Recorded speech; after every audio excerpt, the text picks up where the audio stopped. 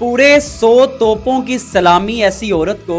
जो अपने शोहर की ही कमाई से चीजें बनाती है और अपनी सास और नंद के सामने कहती है ये मेरे भाई ने मुझे बना के दी,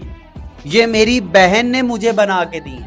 ये चीजें मेरी अम्मी ने मैके से बना के दी। उस बेचारी का भाई चाहे खुद अपने रोजगार के लिए परेशान हो, उसके बीवी बच्चे शायद जुर्रियात जिंदगी की जो अशियां हैं वो भी सही तरीके से उनको मैसर ना आती हो, लेकिन बहन को गोल्ड का जो सेट है वो भाई ने बना के दिया। ये जो नई बेड शीटें हैं ये बहन ने लेके दी,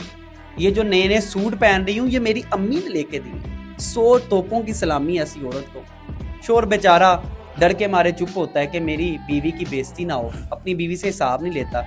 और बीवी अपने ससुराल में अपनी धाक बैठाने के लिए शोहर की कमाई को ही अपनी मैके की कमाई बना देती है। ये आज हर दूसरे घर की कहानी है। मैं उन लड़कियों को एक एडवाइस देना चाहूँगा, वो ये है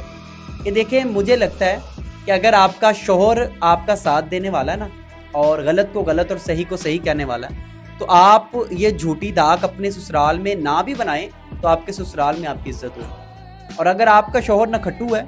आपका शोहर तवाज़न कायम नहीं रख पाता, तो आपका मैका रियलिटी में भी, हकीकत में भी आपको सोने का महल बना दे, फिर भी आपके ससुराल में आपकी इज्जत नहीं होगी।